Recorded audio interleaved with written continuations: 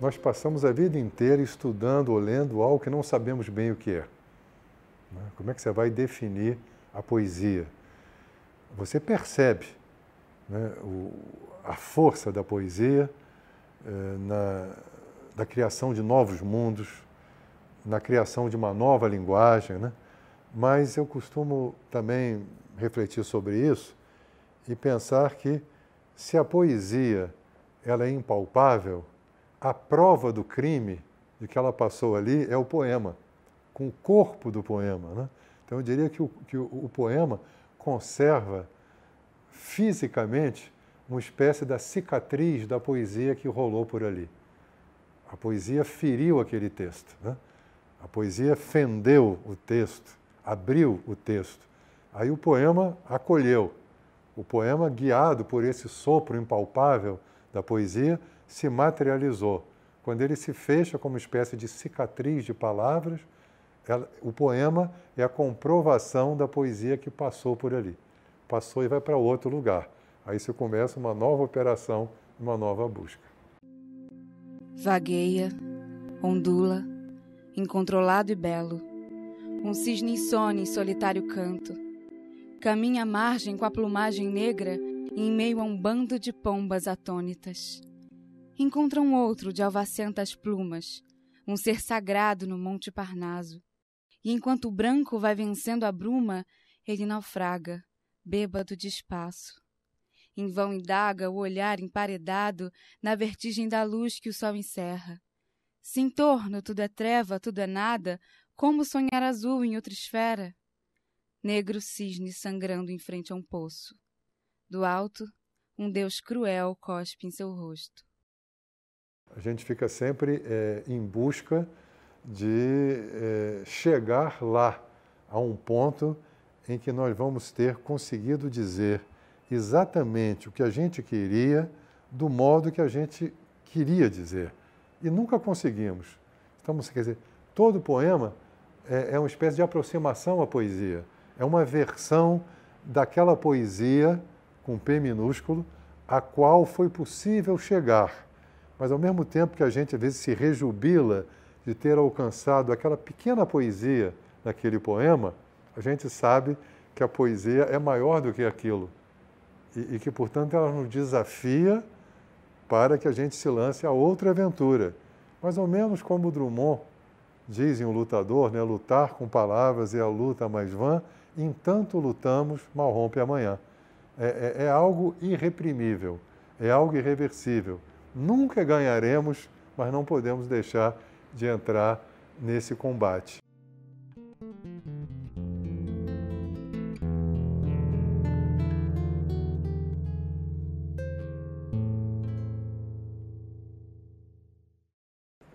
Acho que o poema, se está pronto ou não, essa palavra cabe sempre ao leitor, né? Os poetas, quando publicam os seus livros, por piores que sejam, têm sempre a consciência de que estão prontos para aquilo que eles foram capazes de fazer naquele momento.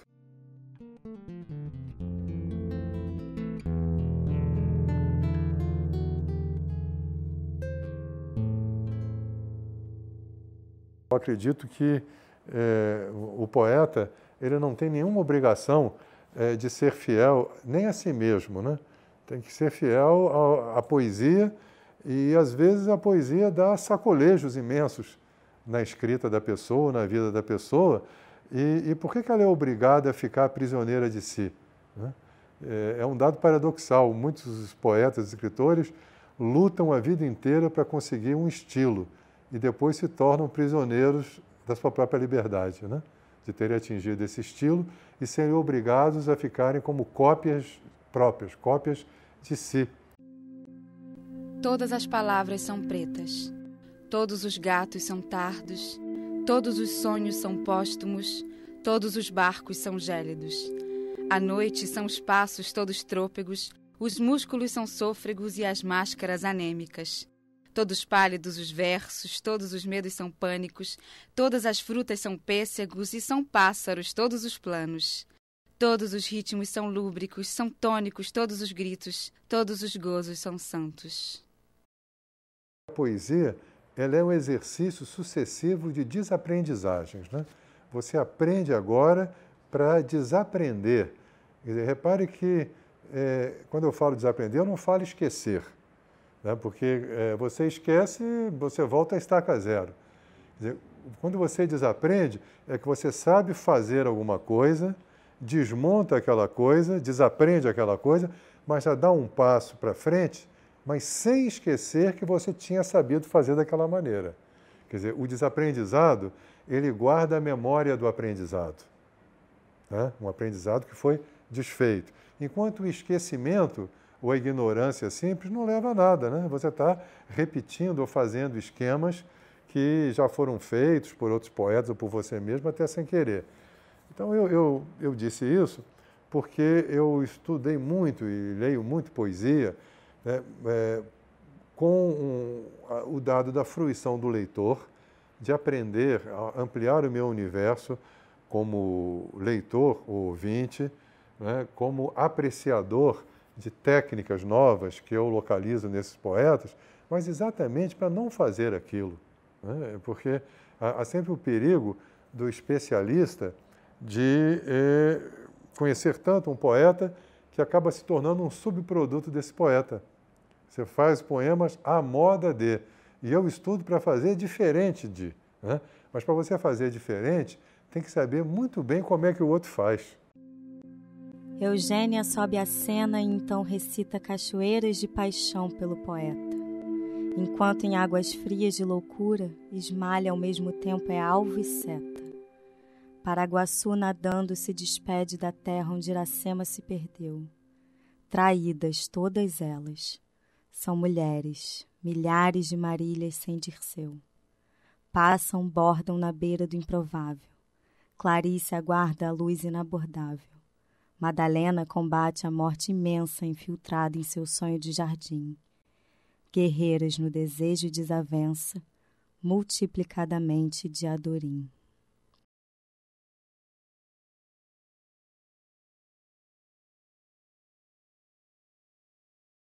De fato, eu incorporei ao meu projeto de criação, né, essa ideia de que o texto deve ser um objeto legível, um objeto compreensível e que ele deve portar sempre na poesia muitas camadas de sentido, mas o que não impede que até um leitor desarmado aproveite a primeira camada, aquela que se oferece. Depois o leitor mais erudito, o leitor mais informado, ele pode degustar outras camadas que o poema contém, mas sem encontrar a porta fechada logo no início. Porque houve um período, aí nos anos 80, em meu livro Elementos, a manifestação disso, né, em que eu achava que o único compromisso da poesia era com a beleza radicalmente e que o lado da comunicação ficava absolutamente secundário. Então, é o verso belo, era a imagem bela, original, independentemente dela remeter ou não a um diálogo com o leitor. Depois eu tentei algo que acho que é mais difícil, é conciliar, né, o compromisso com a qualidade com o compromisso com a comunicabilidade. E meio paralelo a isso também acho que entrou um aspecto do humor, né, de uma certa ironia, que é um traço que eu gosto de cultivar também, né? Não, digamos, a da piada, do poema piada, né? Porque, francamente, eu acho que a piada ela se desgasta após ser ouvida, né? Então, o poema minuto também, né? Ele dura 1 minuto com aquela piada. Você acha graça. Depois você lê 10 anos depois, ou 10 vezes depois, o poema já fica meio sem graça, porque o truque é só fazer rir. Enquanto a ironia, não, né? Ela é cúmplice do leitor, ela dá um afago, e você sorri diante da ironia. E acho que o sorriso é algo muito mais interessante que a gargalhada. Desfaço o mal olhado em meia hora. Amanhã trago o amor que escapuliu. Mostro o pau com que sei matar a cobra e mato a cobra em troca de 3.000. Por 4, mando a chuva pra lavoura, por 7 vou nevar em céu de anil, por 10 eu escureço a claridade e o sol já vai brilhar por 20.000. Por 40 na mão lá vem dilúvio, o preço de 60 inclui trovão. Pra acalmar a fúria do divino, 30 à vista e 50 à prestação. Não reclame do preço que lhe cobro, Deus me leva uma santa comissão. Da cobra eu fico só com o veneno e da neve um chumaço de algodão. Só consigo enxergar a claridade quando dou de beber ao lampião e apago a minha sede em conta-gotas quando acende o holofote do verão. Reles, faquir sem carteira assinada, mero cantor de uma fome sinfônica. Sou passageiro que chega ao inferno em voo direto e na classe econômica. Uma professora que me acompanhou todo o ginásio, professora de português maravilhosa, eu me lembro muito das aulas dela, ela possuía também uma reserva grande contra a poesia modernista, mas não confessava isso. E um dia ela chega em sala de aula e fala, vou agora apresentar para vocês a poesia modernista, a poesia de hoje. E leu, é preciso fazer um poema sobre a Bahia, mas eu nunca fui lá, que é um poema do Drummond, e acabava aí. Aí, o que ela queria? Que todo mundo morresse de rir. A poesia com objeto de escárnio. E todo mundo gargalhou. Eu não achei muita graça, não, no poema, e também não achei graça das pessoas estarem rindo de um poema. Tinha o nome do autor e fui à Biblioteca Regional de Copacabana, porque eu tive uma infância sem livros em casa, né? Meus pais também não tinham muita condição financeira, tinham poucos livros, só um Tesouro da Juventude, O Mundo da Criança. Então, toda a minha leitura era em biblioteca. E, avidamente, percorri ali o fichário e descobri um livro chamado Rosa do Povo, que era um livro desse poeta ridicularizado em sala de aula. E tinha 13 anos, e levei o livro para casa. E sozinho comecei a ler aquilo, né? E foi um choque daqueles que a gente nunca esquece na vida e que mudam realmente uma pessoa, né? Leituras que mudam uma pessoa. Eu estava, ao mesmo tempo, não entendendo nada, atraído pelo livro, achando difícil, achando sedutor, e resolvi, poema por poema, dar sentido àqueles poemas. Mesmo os que eu não entendia. O que isso aqui quer dizer? Deve quer dizer aquilo. Não, isso aqui. E esse poema? Aí associava a outro.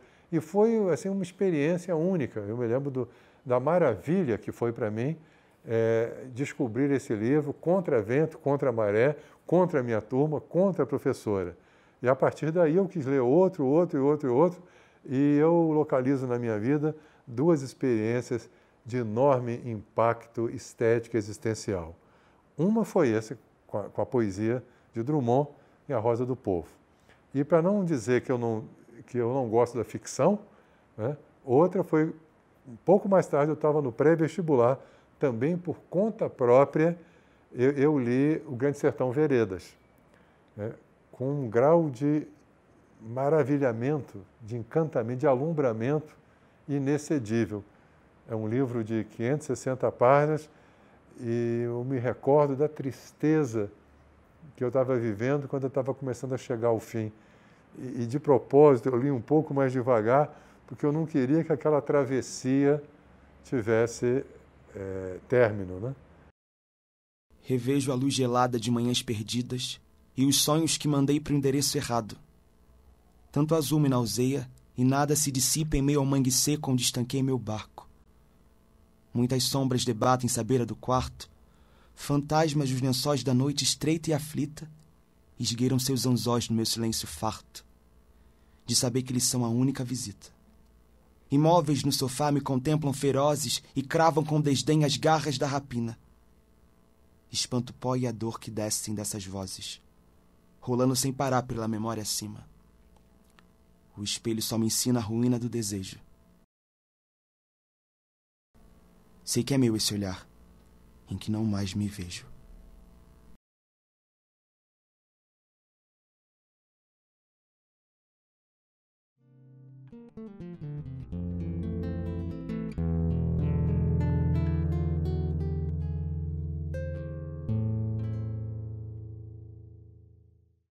O compromisso do poeta, inicialmente, né, tem de ser radicalmente com a sua concepção de poesia e que o público ou o leitor, se vier, será bem-vindo, mas eu diria que nunca se deve transigir com a expectativa alheia, né? Fazer o poema que o outro só quer ouvir, se isso é uma violência, se isso não corresponde ao teu impulso.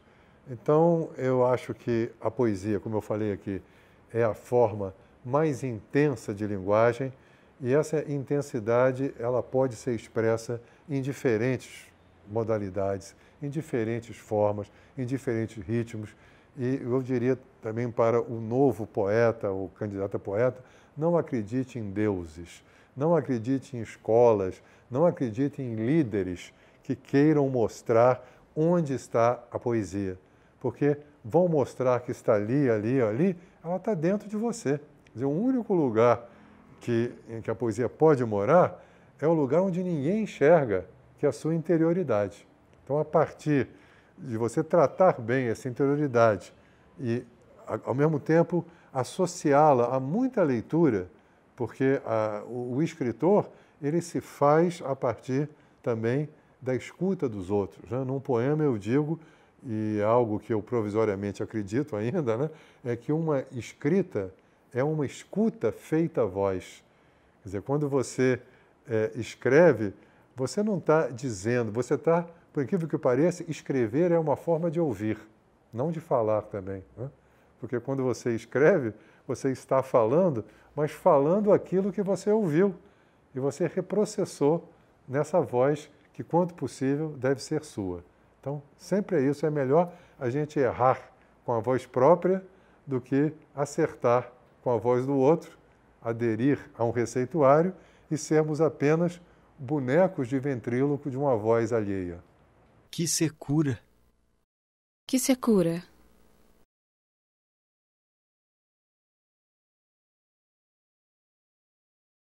Haveria alguma? Sequim seria só o solidário semblante, assinalando sílabas suaves, sabedouras, solícitas, num assim sereno ofício que saudamos e seguimos.